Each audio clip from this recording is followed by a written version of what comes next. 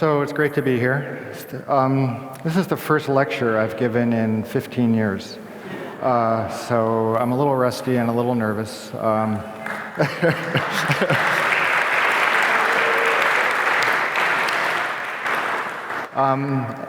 I have to hand it to Neil with his persistence to get me out here. I'm working on a new book, so I wanted to run the ideas past an intelligent and sympathetic audience. So I thought this would be a perfect group. It's a bit of a leap from what people have been talking about today in terms of the clinical work. I did the clinical research back in the 90s, and in terms of the okay, you can hear me. So in the spirit molecule, I more talked about the molecule than the spirit. And in the book I'm working on now, I want to be talking more about the spirit than the molecule. So it isn't really clinically based or pharmacologically based. It's more conjectural, more some spiritual musings about establishing an alternative model for some of the spiritual aspects of the psychedelic experience.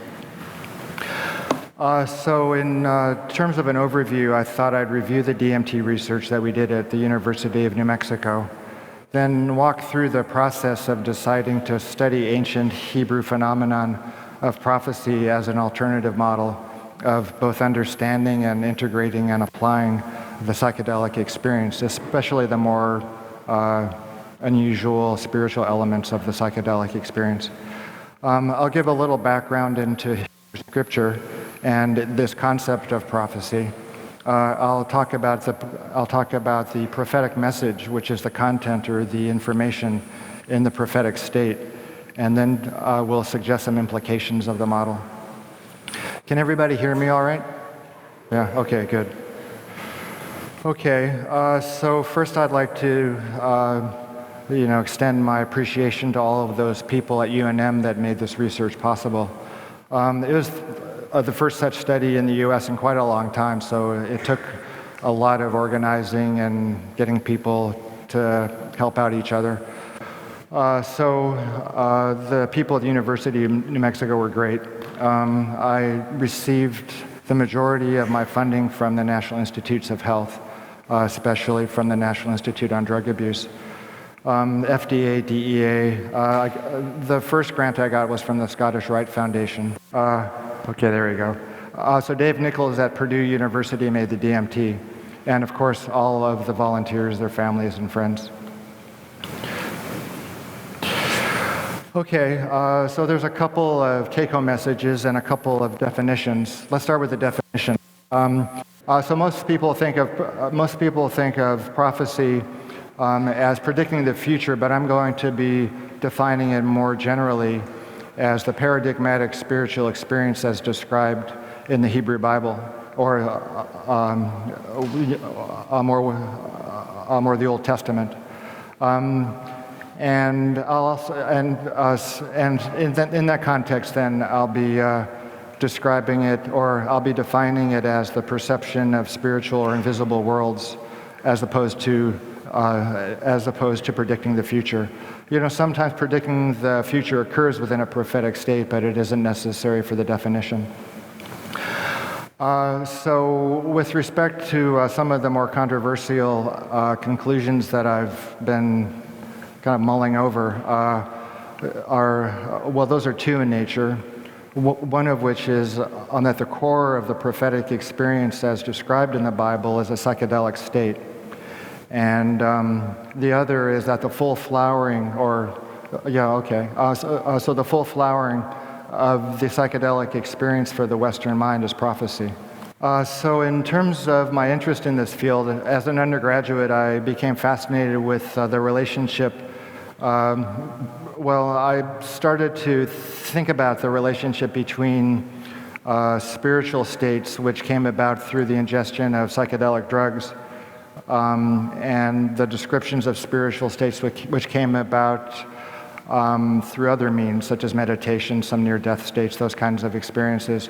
So it seemed to me that there must be some common biological denominator either a particular part of the brain that was being activated and or it's some kind of or else some kind of psychoactive compound. I started off with an interest in the pineal gland because of its being the focus of attention of a number of esoteric physiological systems. All of the precursors and enzymes required to make psychedelic tryptamines occur in the pineal. But despite that, we still don't really have any evidence that the pineal gland makes DMT. And we still don't really know even if DMT levels increase during dreams or near-death states. I speak about a lot of circumstantial evidence in the DMT book, but we still don't have that data. But I was still interested in, so this was the early 1980s, and we didn't really know that much about melatonin.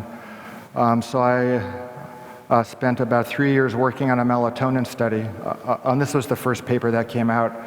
And so basically, we determined that melatonin was not psychedelic.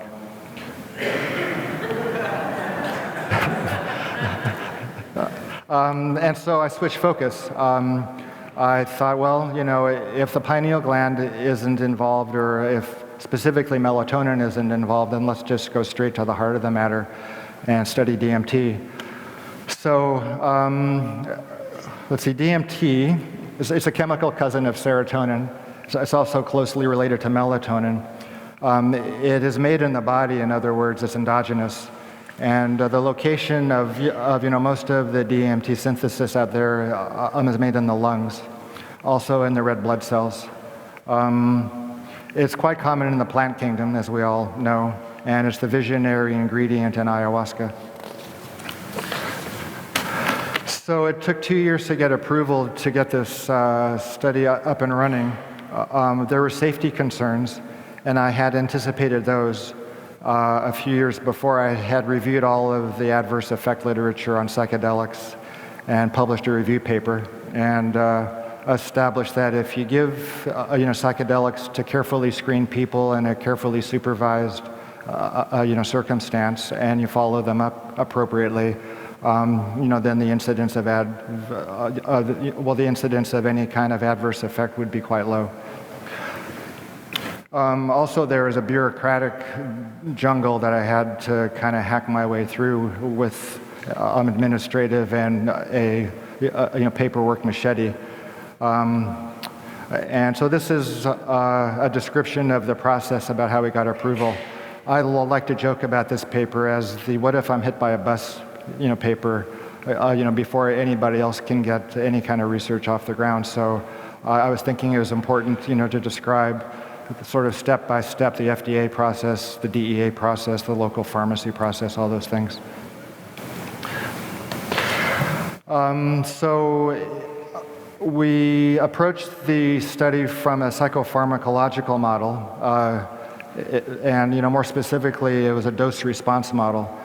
So we gave small doses, medium doses, and large doses to a group of experienced hallucinogen users who were otherwise healthy, or especially healthy, as it were.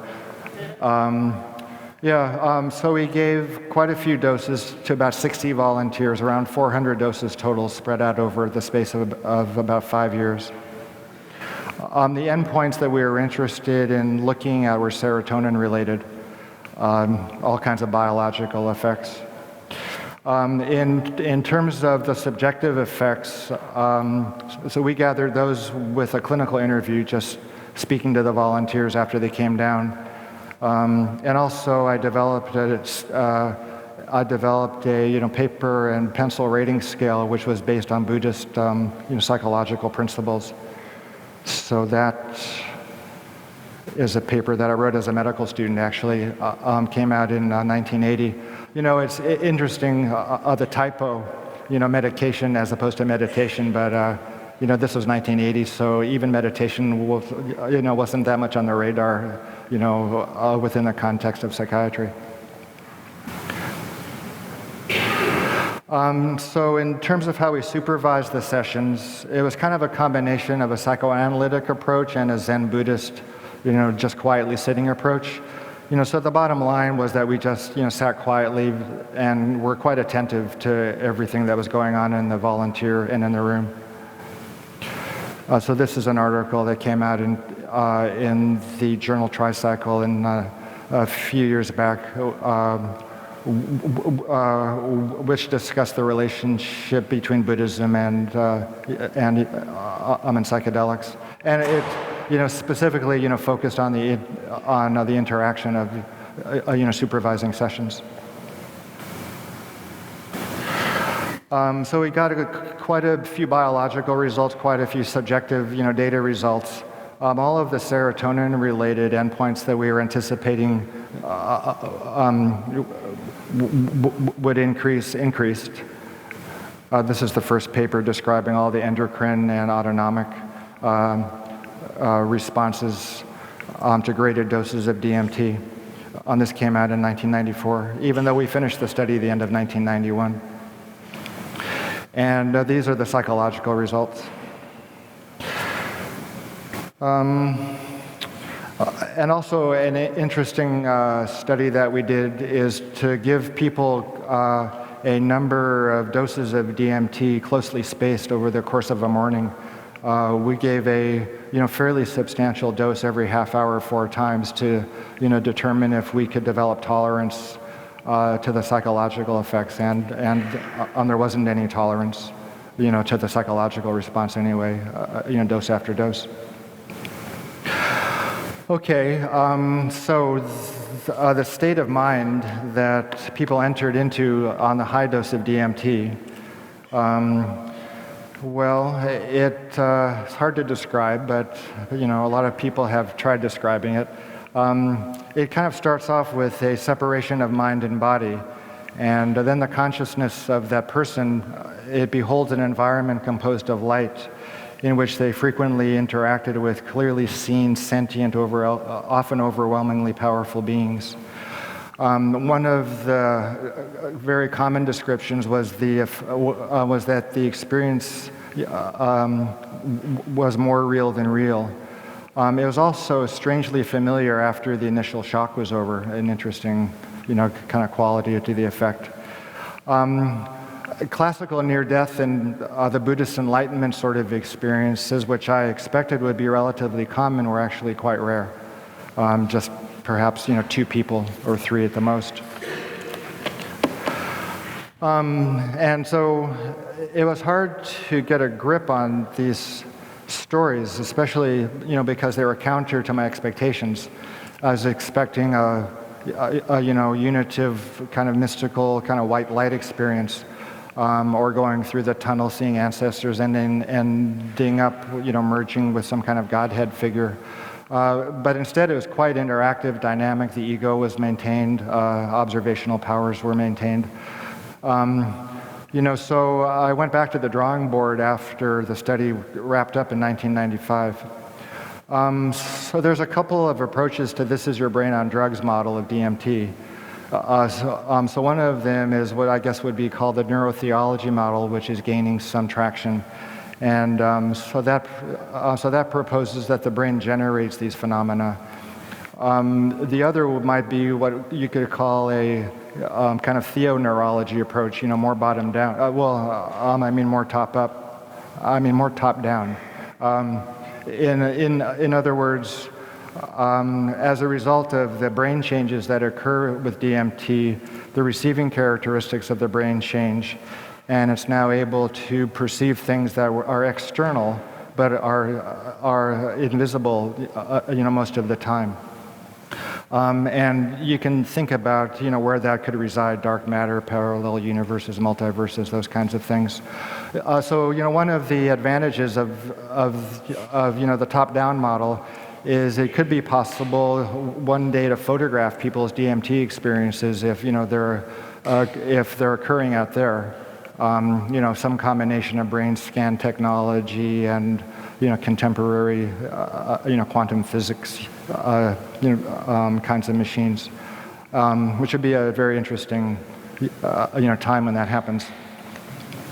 In either case, the scientific models focus primarily on the mechanisms of action, as opposed to understanding the experience as personal or cultural meanings and their applicability and integration.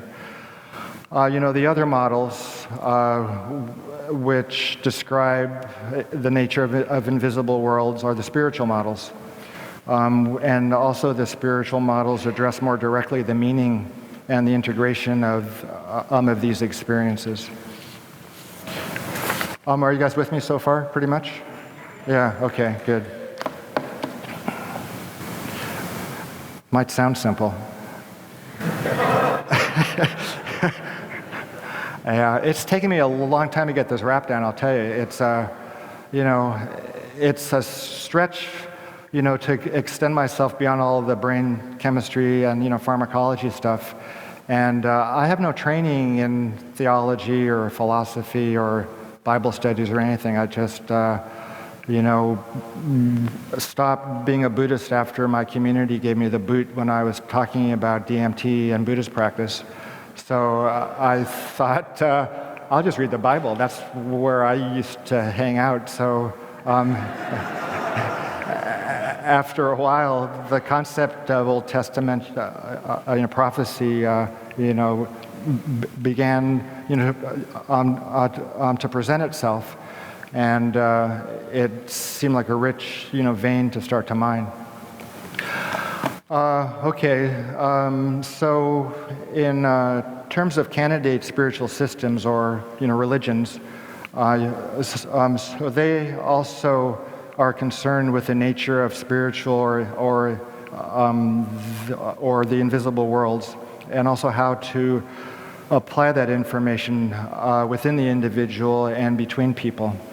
So this is a quote, or kind of a paraphrase of Spinoza's distinction between superstition and a more adult, kind of true religion. One of them is the result of intellectual and meditative inquiry, and the other kind of mostly plays on people's hopes and fears. So Spinoza often described things in kind of a tongue-in-cheek manner, but I think his distinction between superstition, which a lot of people kind of hoist up as the straw man to battle against when it comes to the the war between science and religion. I don't think they're actually speaking about what Spinoza would refer to as a true religion. So the two contemporary spiritual models which have been used in understanding the psychedelic experience are the Buddhist model, and increasingly so over the last 10 years or so is the Latin American shamanic model. So Buddhism and the psychedelic drugs appeared almost at the same time on the Western scene in the late 50s, early 60s. And it's clearly relevant if you look at how many people entered on the path of Buddhist meditation as a result of their psychedelic experiences. And that continues to be the case. In our study, though, the DMT response wasn't really typical of the Buddhist enlightenment experience as I had studied it and learned it within the Zen community. And it actually, could be the case that other compounds which are made endogenously are, more typically involved in those kinds of unitive experiences, such as 5-methoxy-DMT, which more typically, gives you an experience of the white light. Also, another shortcoming of the Buddhist model is their conviction that these experiences are the perceptions of the mind, as opposed to being perceptions of the external world or an external reality. which is freestanding and independent of the mind. And also another drawback is that most of us aren't Eastern. So it's a whole different mindset and culture and psychology. So the other model, which is increasingly popular in terms of understanding and applying the psychedelic state, is that of Latin American shamanism. Its strengths are on that it does account for the freestanding nature of the other worlds. It emphasizes spirits, though, rather than God most of the time, which for many Westerners could be a problem. Also, in the case of Buddhism as well, we don't really come from that culture. And also, there's quite a few ethical and moral shortcomings within shamanism, which everybody knows about, or contemporary shamanism anyway. I have a joke. Terrence used to talk about shamans, but I won't share it. It's a bit off color. Okay, well, no, I won't. Afterwards, I will. Or I'm like once I'm down on the floor. Okay, well, so as an alternative, I started looking into the Bible and Judaism. So what is the Bible? It's 24 books in Hebrew. There's a small amount of Aramaic, but the vast majority has been written in Hebrew. It's composed of three main parts. The first part's the Torah, which contains it contains the books of Exodus and of Genesis, Leviticus, those books. And the next section is called the prophets, which contains the books of Ezekiel, Jeremiah, and Isaiah.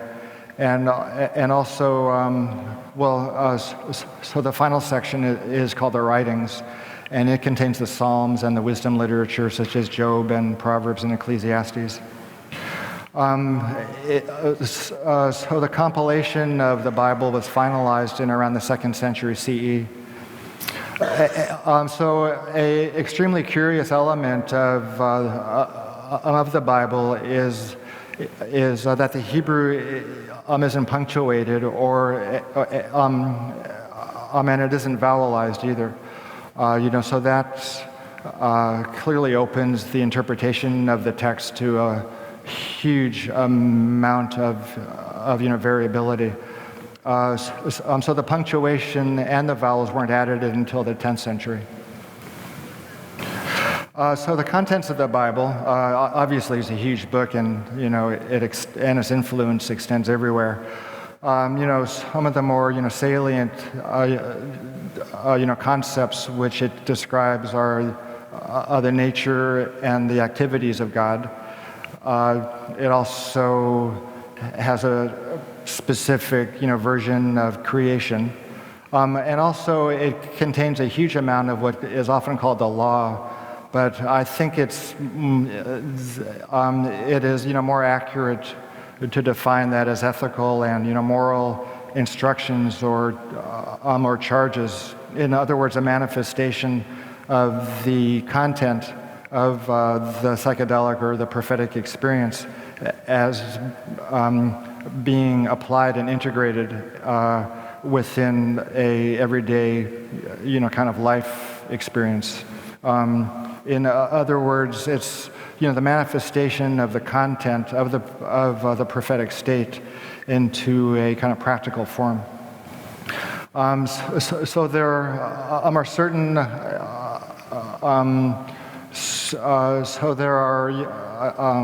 certain advantages to looking at the Bible as a spiritual / psychedelic text. It describes a highly dynamic interactional relationship between humans and external spiritual forces. And so that was quite consistent with the reports of our DMT volunteers. It's got an ethical framework built in. It's tremendously popular. It serves as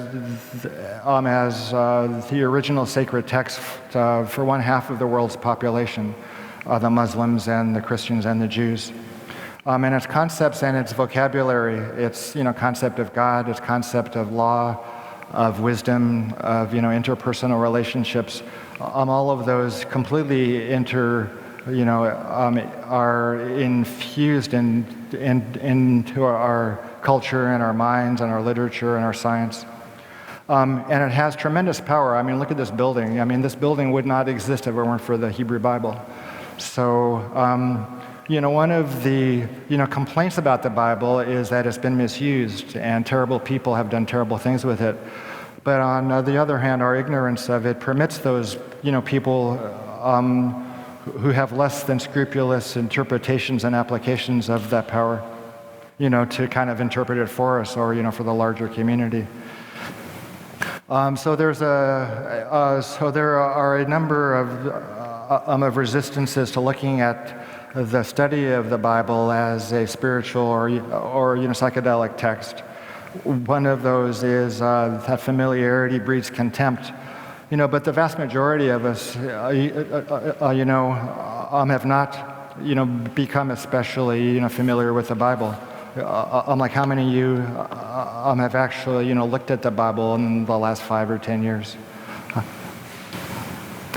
So about 10 people. As compared to reading Tricycle or Shaman's Drum or Enlightenment or those things. So that's, it's under our nose, but on the other hand, it just seems completely foreign. Some people think it's an evil book because of how it's been used, but, other people can use it, people who've got a psychedelic mindset. A extremely common complaint is it makes no sense. And I have to admit, when I first opened it up, it just made no sense. Or even as an adult opening it up, again, it made no sense. But there are a small number of, medieval Hebrew Jewish commentators on the Bible. There's just a handful, and all of their commentaries have been translated into English. And I'll tell you, if you can start, to read those commentaries, it'll explain what these confusing and, contradictory ideas and stories actually mean, or at least, can give you some tools to start to understand, some of the complexities of what's contained in there. Also, another problem with the Bible is that it's right under our nose. It isn't exotic enough. But as we know, exotic religions become, non-exotic, soon enough. So one more stumbling block to the Bible is the concept of God. The G word. Somebody was, describing it, during intermission today. And that was a problem for me too. The second word in the Bible is God, and most people just say, "Well, I'm not interested." And I felt that way for a long time as well. But I was able to, kind of get a kind of toehold on the concept of God from the perspective of Zen Buddhism. In other words, I was able to understand the concept of God as the creator and sustainer of cause and effect, or of karma. So if I could at least at first kind of make myself comfortable with exploring the concept by straddling, the Buddhist world and the Jewish world, it allowed in, some entryway into that concept, so I could start learning more. And ultimately, you'll come to the point of, or I suppose one can come to the point of understanding God as the most subtle and abstract of all concepts, as opposed to the stupidest or most barbaric. So, and it's also the goal of all sciences too. I mean, if you think about it, biology, pharmacology, physics, math. Ultimately, what these people are interested in is, the God particle, or the God moment, or the God, the God gene, or the God, part of the brain. So it's, I think, unconsciously, that's what everybody is, kind of searching for ultimately, especially with respect, to theoretical science. So there's two ways to know God. I'm going to be speaking about God, I'm sorry, but I've just got to. If you're going to be talking about Old Testament prophecy, you have to speak about God, so, bear with me. So there's two ways to know about God. If you consider, the medieval Jewish commentators, So one is through the study of, the natural world, science, and the other is through prophecy.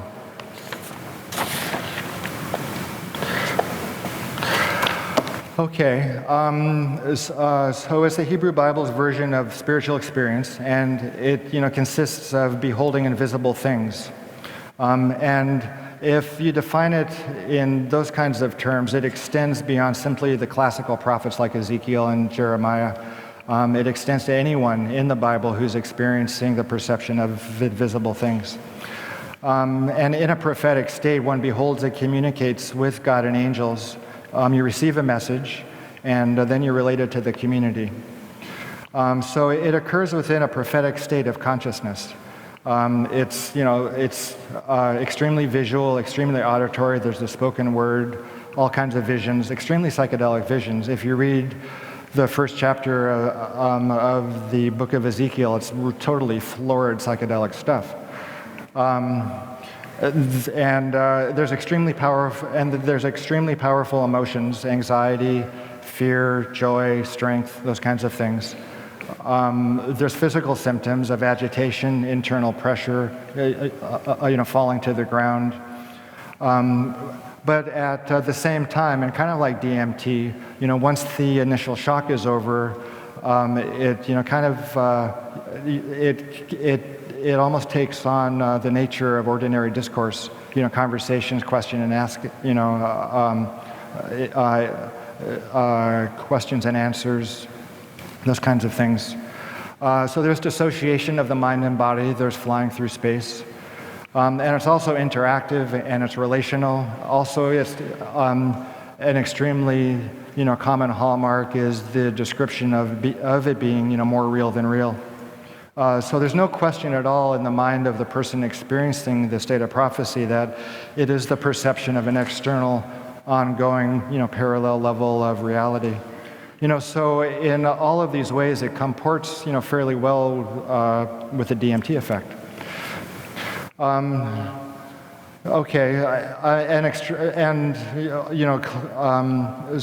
So there's the person of the prophet as well, his constitution or her constitution, their training, their behavior, in terms of living an ethical and a moral life, and finally, there could be the element of grace as well, but that's another discussion. So the Hebrew Bible is a prophetic text. That's one of the points I would like to make. It either records prophetic experience, and/or it's written, by people in a prophetic state. There's some interest about descriptions in the Bible of, psychedelic plants. But if you take into account the nature of naturally occurring, psychedelic compounds, which are made in the body, you can dispense, with having to look, for external agents, to put individuals into a psychedelic state. So one of the drawbacks, of the model, especially with respect to DMT, is the predominance of auditory, kinds of occurrences in the prophetic state. The spoken word is very important, and the spoken word, even though it occurs here and there with DMT, isn't that common.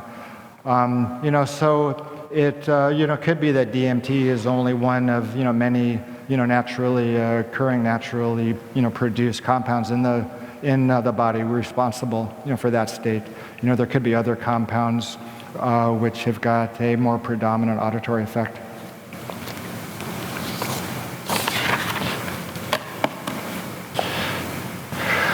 Okay, so what's the content of the prophetic message? This is obviously a huge question.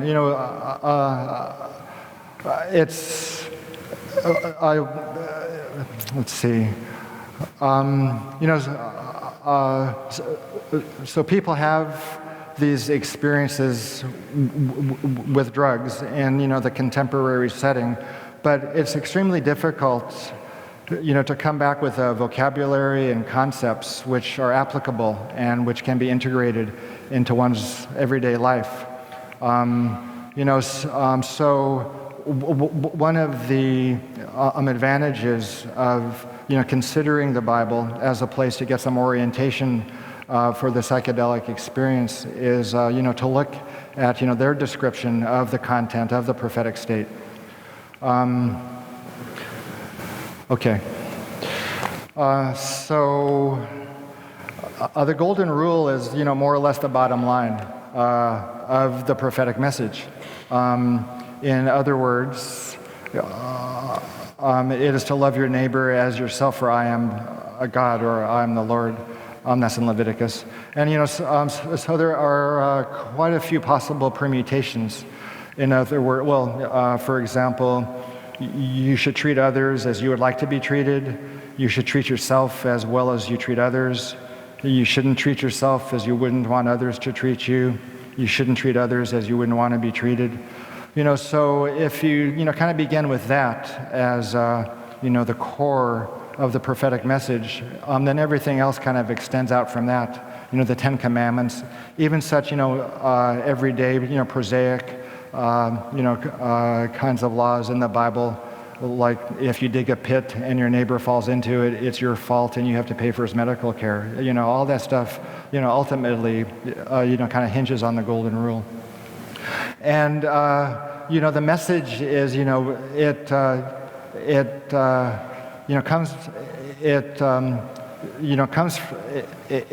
comes from God, who is described as an ethical and a moral thing.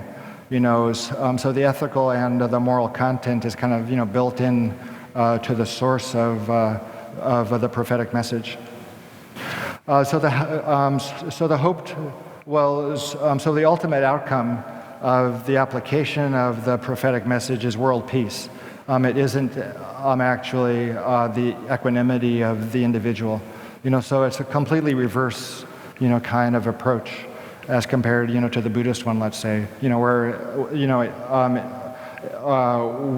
where one's individual enlightenment comes first, and and after that, world peace follows. So there are some interesting novel insights that are contained in the Bible as well. For example, in terms of science, the whole concept of creation from nothing. Also, they have a very interesting view of history as fulfilled prophecy. They've got concepts like the end of days, the Messiah, and resurrection. Also, there's some interesting perspectives on human nature, such as Ecclesiastes and Job and Proverbs. So also there's the concept of the false prophet, who they are and to how to discern between true and false prophecy in ourselves and in other people. So it's interesting, to consider the biological underpinnings of the information as well, the content of the prophetic message. In other words, if the prophetic experience is latent within the mind-brain complex, then so perhaps is the prophetic message.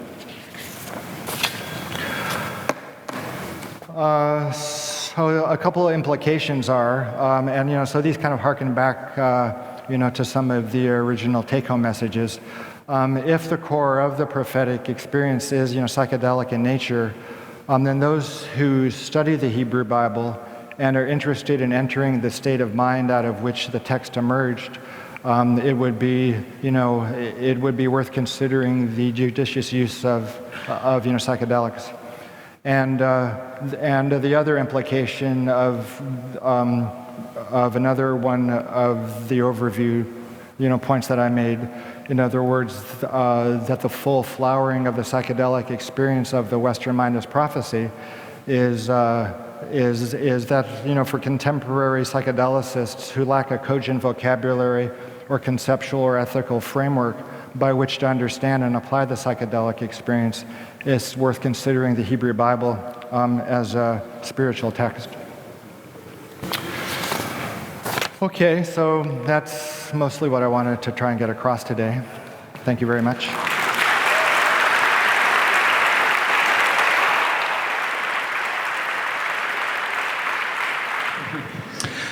Thank you. You drew a distinction from your results of your DMT studies. You reported that DMT rarely consummated an unitive mystical experience. Right. Do you draw a distinction between prophecy and mysticism? And do you see the Hebrew Bible as a mystical document as well as a prophetic document? Yeah. Well, those are both good questions. Yeah, and I spent some time discussing them in my current book. I'm going to be including an entire chapter on vocabulary and terminology in the book.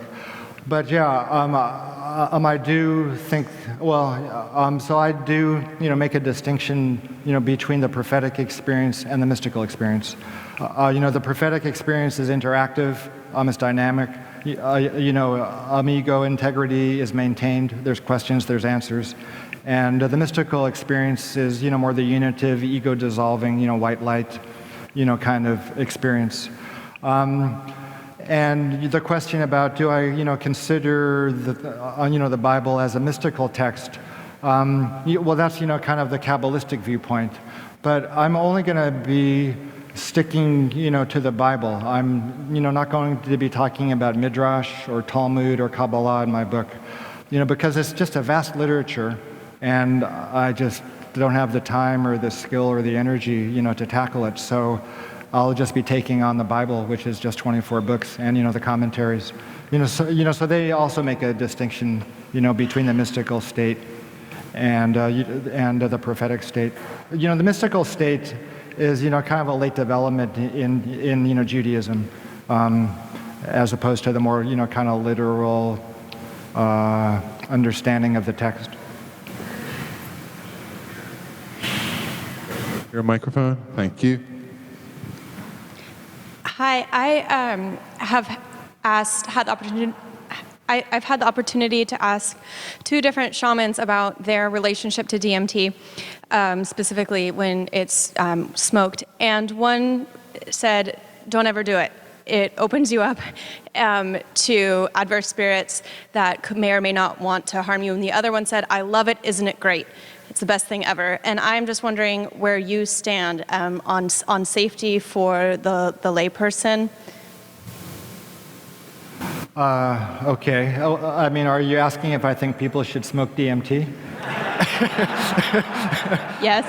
And are you asking where to get some? That's not the issue. Yeah, those are the 2 most common questions I'm faced with. Where can I get some and should I do it? Or vice versa.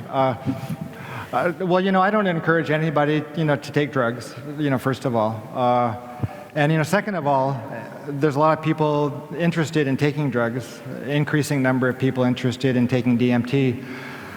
So I think you just ought to educate yourself and prepare yourself, get your intent together, get yourself together as best as you can, if you're going to be using it. I think, somebody's saying it's the worst thing ever, don't do it. I mean, you have to kind of wonder about their motivations for giving, that kind of answer. Are they interested in you paying them a bunch of money to drink ayahuasca down in Peru, or, what exactly? So, in our study, people did fine. I screened them carefully. We supervised their, supervised their experiences very closely. Some people had, some rough spots in their experiences, but there was nobody harmed, and almost everybody really was glad to have participated. So within the context of our work, if you really mind your P's and Q's, the drug can be given safely. Other questions? Hello? Question. Thank you. You mentioned that there is an initial shock and that also there is an experience of peace later on. Do you also find that contact with God is associated with violence or uncontrolled rage sometimes? I couldn't quite hear all that question. I'm sorry. Could you repeat it and maybe speak a little bit louder? Is contact with God based on the Hebrew Bible associated with violence or uncontrolled rage on the part of the perceiver? What do you mean in our volunteers? Or in general? On DMT or? Yeah, I'm not sure. I get your. Well, if you're asking, if the concept of God, as people are experiencing it, is as a violent, angry God, most of our DMT volunteers were not Jewish or Christian, or Muslim. They were pagans or Buddhists or nature, religious, kind of adherents. So the ones that had an experience which they described later on as God-like, it was very beatific, very nurturing, very loving. One of our volunteers encountered an extremely angry, kind of warrior, princess type.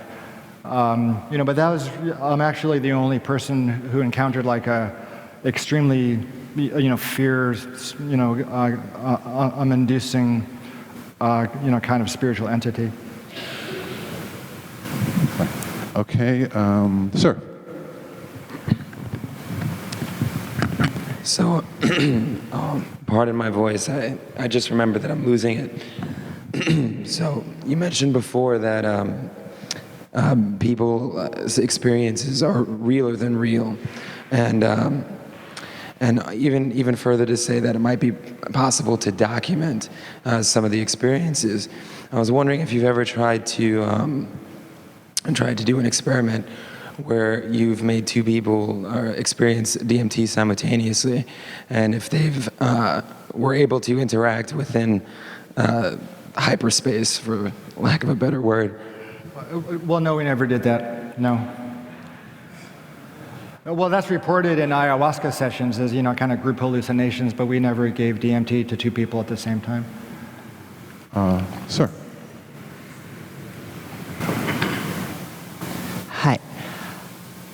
I think part of what he was asking was what kind of psychedelics give the kind of auditory hallucinations that we associate with God in the Bible?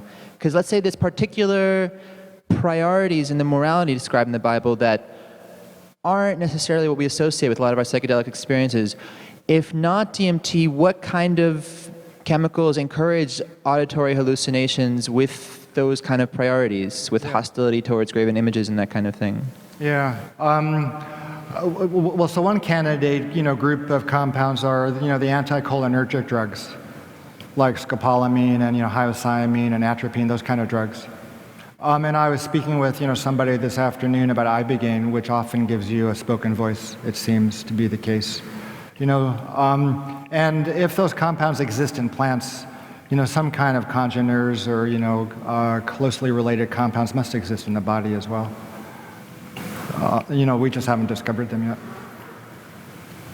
yet. Miss. Just a second. All right. There's a few universal human things, like the pursuit of happiness and this pursuit of prophetic states and spiritualities you were saying. Yeah, I'm getting excitable. Happiness can be considered intrinsic, and a lot of people consider things that make you happy to have intrinsic just value in their own. And also, the thing about auditory things, I thought DMT affected part of your language, so wouldn't that make auditory things completely irrelevant? But serotonin's usually equivocated with happiness, and DMT is a very spiritual kind of thing. Do their similar structural components have to do with the intrinsic value of the two states? I didn't catch the last part of that. Could you speak a little more slowly? Yeah, the fact that serotonin and DMT are so similar to each other, would that contribute to the intrinsic value of both the happiness state and the state of spirituality, and the ability that you can't quite communicate them? That they have a weird value of their own, because they're cousins? Does that have something to do with the two different basic human things going on? I might be having a seizure up here or something, but I just can't understand what you're, what you're asking. Could somebody translate or help me? Can somebody else ask that question? I'm sorry? She wants to know the the chemical similarity of DMT and serotonin versus the effect similarity? Okay. That's a good question. Well, yeah. Well, in terms of the pharmacology, DMT activates a number of different serotonin receptor subtypes. They're quite closely related from the point of view of functional pharmacology. If you give an individual, if you give an individual serotonin, it really it doesn't actually exert much in terms of acute effects on mood. Well, one of the interesting elements of our DMT results was that it increased concentrations of a hormone which is called vasopressin, and that's quite close to oxytocin, which are the two hormones which seem quite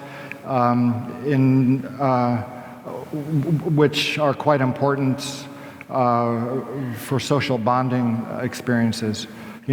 So it could be the case that some of the pro-social responses to ayahuasca and other psychedelic drugs could be related to the release of those hormones. I think we have time for one last question, and I actually promised this gentleman over here, if you'll excuse me. Thank you. Thanks. Yeah. It seems to me that you're cherry picking out of the Old Testament. So I'm curious how you reconcile or square an alliance with prophecy or a prophetic experience with a God who is wrathful, vengeful, jealous, and advocates genocide. Well, I'm sure I'm going to get asked that a lot. So here goes. Well, if you look at the Hebrew concept of God as acting through nature too, there's earthquakes, and there's death, and there's fires, and there's infectious diseases, and there's wars. And if you look at those things as ordained or controlled or kind of regulated by God, you can then kind of make the leap and say God is wrathful or vengeful. And also there's cause and effect. Certain things happen as a result of your actions. So the Canaanites are the ones who were ordered to be exterminated by the Hebrews when they entered Canaan. And